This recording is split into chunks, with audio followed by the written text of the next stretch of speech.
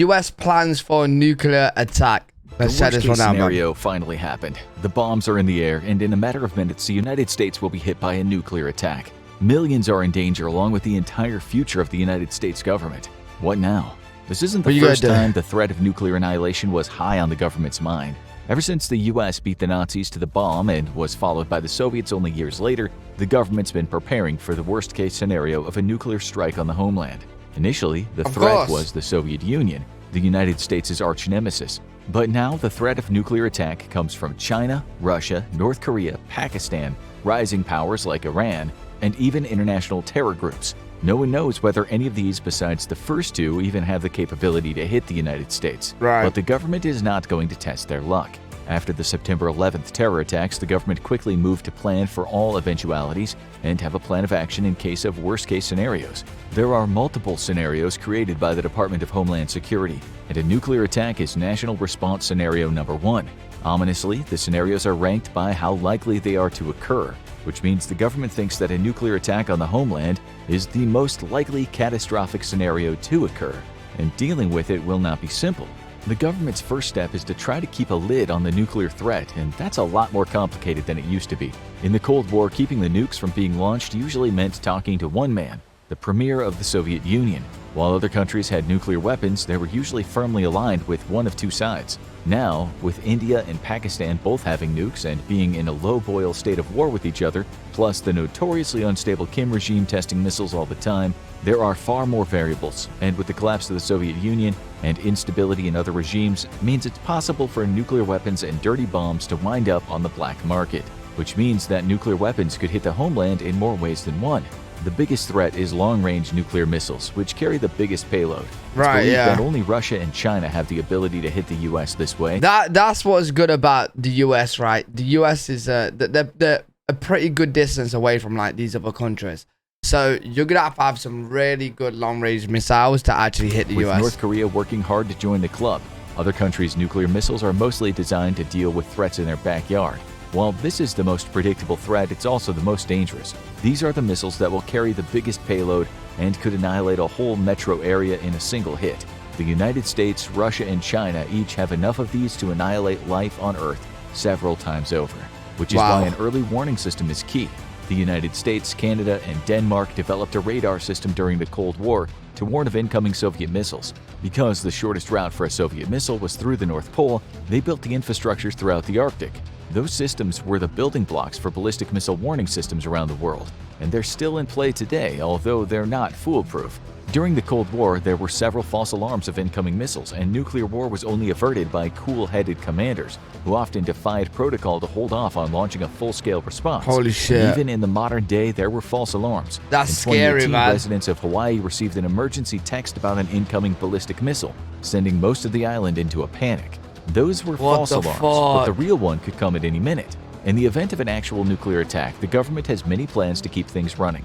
The first priority is to ensure the safety of the president and the key to the United States' defense, the nuclear football. Despite what the media wants you to think, there is no briefcase with a big button to launch the nukes, which is probably a good thing given how some presidents might have hit it because someone insulted them on Twitter. Instead, to launch any nuclear weapons, the president uses a briefcase to communicate with the Pentagon from anywhere and give his instructions. And his orders are absolute. The president's orders are authenticated through the Pentagon, but their only purpose is to confirm that the president is the one giving the orders. Once the president gives the command to launch nuclear weapons in retaliation of an attack or as a first strike, the Pentagon has no authority to deny the order. They confirm the president's identity, including the current nuclear codes, and launch. Some have said this gives the president too much power, with Major Harold Herring pointing out some of the flaws in the program during the Cold War. He was promptly removed from the missile training program for asking too many questions.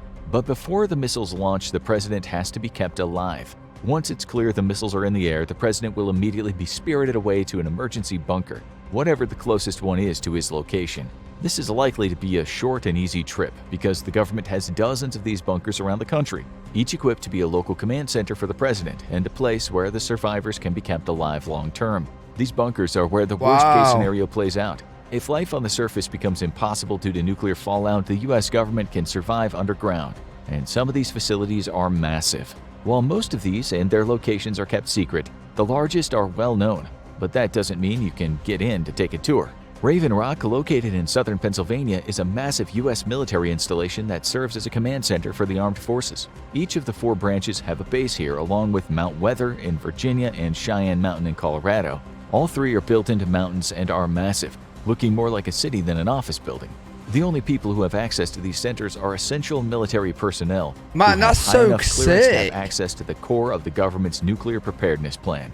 What about the civilians, though? We got to get into that. But what if the president can't be saved? No one knows where the first missile will hit, and it's possible that the president, the vice president, and the leaders of Congress, the Speaker of the House, and the president pro tempore will be at ground zero when a nuclear attack hits Washington. This could throw the U.S. government into chaos with no clear leader, which is why the order of succession is locked into the Constitution. If the first 4 leaders are wiped out, the order of succession starts working its way down the cabinet, starting with the... Oh, this is legit like designated survivor. You guys ever seen that? Oh my god, it's actually really fucking good. Secretary of State, and moving down by when the cabinet positions were created. That makes the Secretary of Homeland Security last in line, since they hold the most recent seat. It will keep going down. Takes great care to ensure it's never completely wiped out. The entire line of succession is never in the same place at the same time. Yep. This most often... Yeah, that's like designated survivor. So there was like a politician meeting, something like that. And there was like 50 people, the most powerful people, all in a meeting. But the designated survivor was the only person that was, he's the designated survivor. He was the only person that was not at the meeting who is like ranked high in the government, just in case something happened to them all at the meeting. A bomb went off at the meeting, they all died, and the designated survivor became the president. It's so cool if you guys haven't seen it. It comes into play with the State of the Union address. One cabinet official is always chosen to stay behind and hold down the fort in a safe location in case an attack wipes out Congress. Oh yeah, that was it. Yeah, wiped out Congress. Survivor. Really this cool is an orderly way of handling things, but in the event of a nuclear attack, it's most likely to come down to whoever happens to be the luckiest. So, the military's first task in the event of an unexpected attack might be to track down the survivor who's first in line and let them know they're now president. Well, good. The president is secure, whoever it is. What about the rest of us? Back when the nuclear weapons were first developed, the plans to survive an attack were rudimentary at best. People built bomb shelters, but it's not clear if any of them actually could have withstood a nuclear blast. As for the government, they knew that people would likely only have minutes of warning before Soviet weapons hit, and very few places to hide. So their advice was to get under your desk. American school children during the 1950s became very acquainted with the duck and cover drill, which joined the iconic fire drill in regular routines. Was hiding under your desk going to make a difference in a nuclear attack? No. Of course not. But it made people feel like they had more control over their fate. So it might have done its job at the time. And hey, it was promoted by a cartoon turtle. But in the event of an actual nuclear strike, the government did have plans to try to preserve what it could. Communication will be key in the immediate aftermath of a nuclear attack. So, who gets put in charge? I'm pretty sure, like, let's say, it'll be interesting to see, like, if a nuke hits the UK. Because there's barely any bunkers in the UK. We're not trained. We've not been told what to do. Like, if let's say a nuke is coming to the UK right now. We've all got a warning. Nuke is coming to the UK, right? I'm dead. I'm dead, bro. We've been told anything. We don't know anything. I don't know whether, bro, like, what? Is it going to give me a bunker locate? No, it's not. I'm dead, bro. Like, what the fuck? Not the Department of Defense, surprisingly, the Environmental Protection Agency. This is because the biggest threat after the initial blasts will be the radiation in the air. Anyone who is caught in the immediate blast radius is gone, and those who did manage to get far enough from the blast will not last long without the government's help. But in the aftermath, knowing what to do might make the difference between survival and dying of radiation sickness. So the EPA has released a series of scripts designed to guide people through the aftermath of an attack. Some of them are common sense, and some might keep people from making fatal mistakes. Scripts tell people how to get their hands on food or water, and warn them to get as far away from the blast site as they can.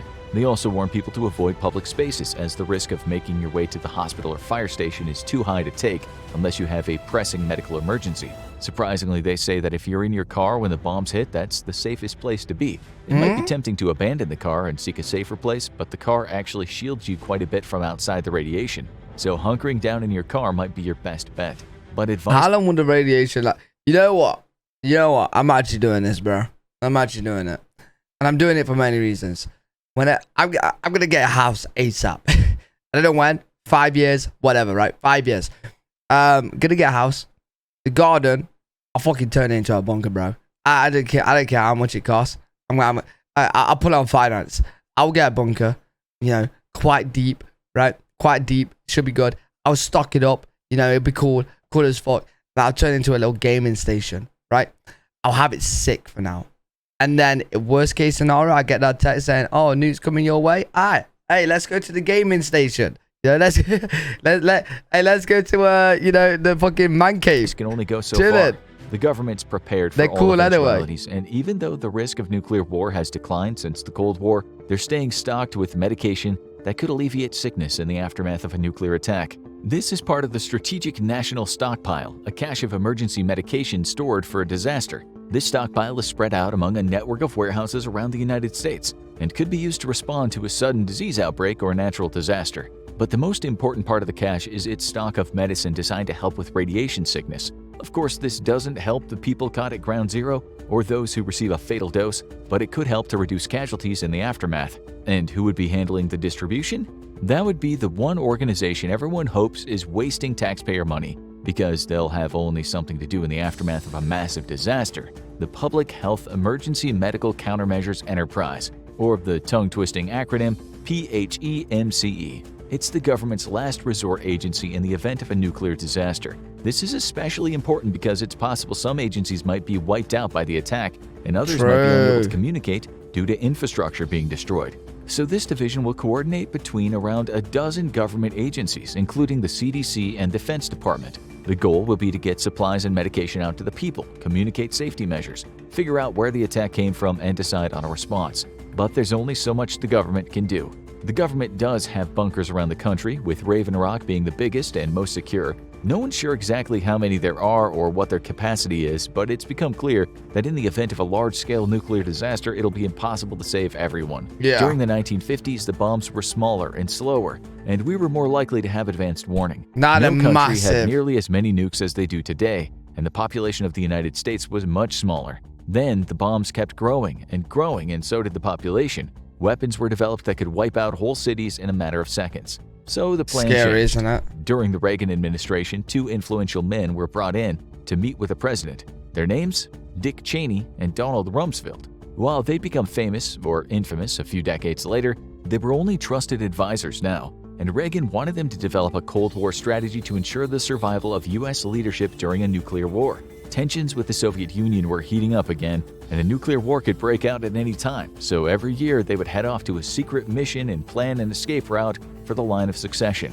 While the plan is highly classified, it's believed it involved the key officials being split up and flown to separate bunkers, with each team including a cabinet member and officials representing the Department of Defense, State Department, and the CIA. So no matter who survived, the infrastructure would be there to take command. But what would life be like for those who survived? The plan was for an extended stay underground in the bunkers, which would be well stocked with the basics of survival. But not much else. Life down there would be Spartan, with food likely being strictly rationed for long-term survival and designed to be shelf-stable because its job was to sit there until it was needed. During the 50s, the government initially urged people to keep a week's supply of canned goods on hand in case of a nuclear event. But more research showed this wouldn't provide much beyond a stay of execution. Much more would be needed if a family wanted to survive a nuclear attack. So the government began preparing emergency rations. The solution? The all-purpose survival cracker, a hard and mostly tasteless cracker made out of bulgur wheat. It came in individual packets along with a tiny hard candy that was called a carbohydrate supplement. They were designed to be shelf-stable, but they didn't last forever. When there was an attempt to use the crackers in the 70s in disaster zones, it was clear they had long since expired. They were designed for a time when nuclear war felt very real, almost expected.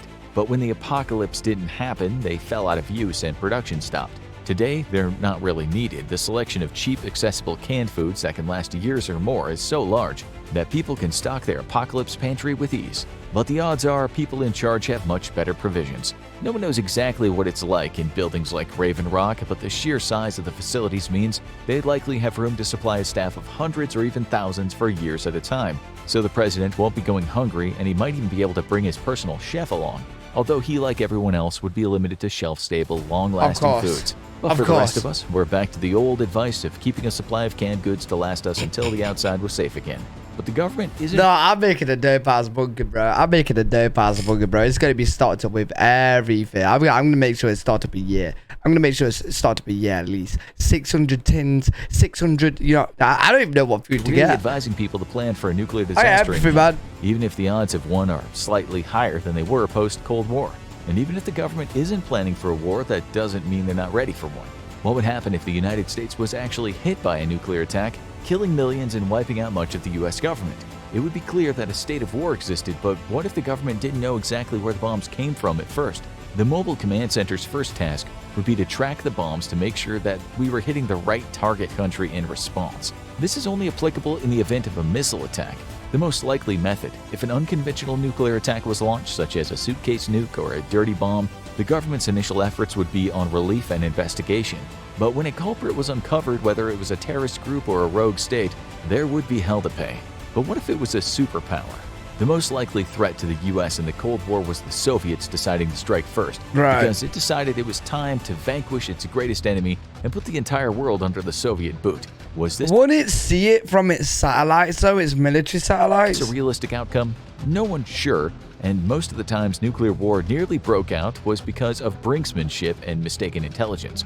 But if the Soviet Union did hit the US, the Defense Department had a plan, and it was a plan for maximum damage. It was called the Single Integrated Operational Plan.